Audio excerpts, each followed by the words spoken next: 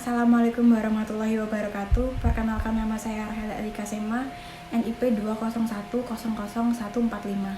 Nah, di sini saya akan menjelaskan hak-hak atas tanah.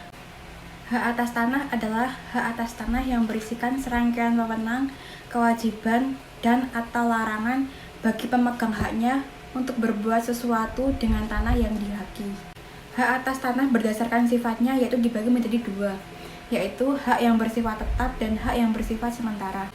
Hak atas tanah yang bersifat tetap antara lain yaitu hak milik, hak guna usaha, hak guna bangunan, hak pakai, hak sewa bangunan, hak membuka tanah dan memungut hasil, hak guna air, pemeliharaan dan penangkapan ikan, hak guna ruang angkasa, dan hak untuk keagamaan dan sosial. Selain itu, hak atas tanah yang bersifat sementara antara lain hak gadai, hak bagi hasil tanah pertanian, hak sewa tanah pertanian, hak menumpang, dan hak tanggungan. Nah, untuk kesempatan kali ini kita akan membahas tentang hak milik.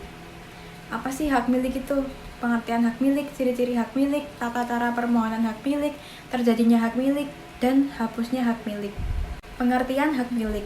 Menurut pasal 20 UU PA, hak milik adalah hak turun-temurun, terkuat dan terpenuh yang dapat dipunyai orang atas tanah. Sedangkan menurut pasal 570 KUHP Perdata, hak milik adalah hak untuk menikmati kegunaan sesuatu kebendaan dengan leluasa dan untuk berbuat bebas terhadap kebendaan itu dengan kedaulatan sepenuhnya. Kemudian untuk ciri-ciri hak milik antara lain: 1. Bersifat turun-temurun, artinya dapat dilanjutkan oleh ahli warisnya sepanjang memenuhi syarat sebagai subjek hak milik. 2. Terkuat dan terpenuh, artinya di antara hak atas tanah yang dimiliki oleh orang, hak miliklah yang terkuat dan terpenuh.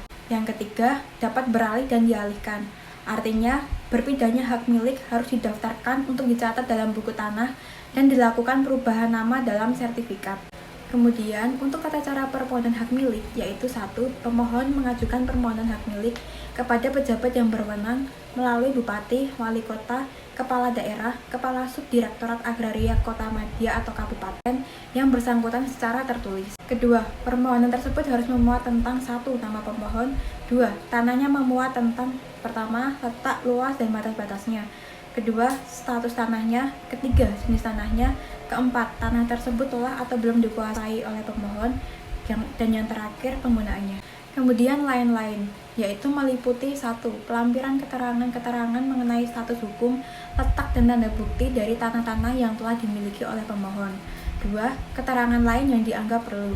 3. Permohonan tersebut harus dilampiri dengan 1. Mengenai diri pemohon. 2. Mengenai tanahnya.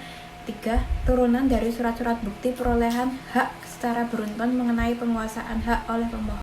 Kemudian terjadinya hak milik. Hak milik terjadi karena 1. Adanya hukum adat, 2. Penetapan pemerintah, dan yang ketiga, ketentuan undang-undang. Hak milik terjadi karena adanya hukum adat. Artinya, hak milik atas tanah terjadi dengan jalan pembukaan tanah atau pembukaan hutan, yang pembukaan tanah tersebut dilakukan secara bersama-sama dengan masyarakat hukum adat yang dipimpin oleh ketua adat melalui sistem penggarapan. Kemudian yang kedua, hak milik terjadi karena penetapan pemerintah.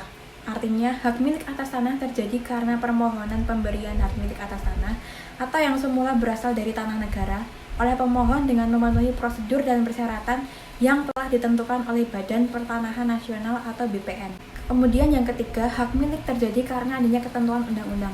Artinya, hak milik atas tanah yang terjadi karena konversi atau perubahan menurut UU PA, yang sejak berlakunya UU PA itu, semua hak atas tanah yang ada harus diubah menjadi salah satu hak atas tanah yang diatur dalam UU PA. Dan untuk pembahasan yang terakhir yaitu hapusnya hak milik.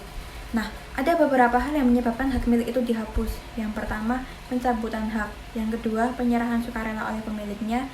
Yang ketiga, ditelantarkan. Yang keempat, subjek haknya tidak memenuhi syarat. Dan yang terakhir yaitu peralihan hak. Sekian presentasi dari saya mengenai hak atas tanah, terutama hak milik. Bila ada kesalahan, mohon maaf sebesar-besarnya. Wassalamualaikum warahmatullahi wabarakatuh.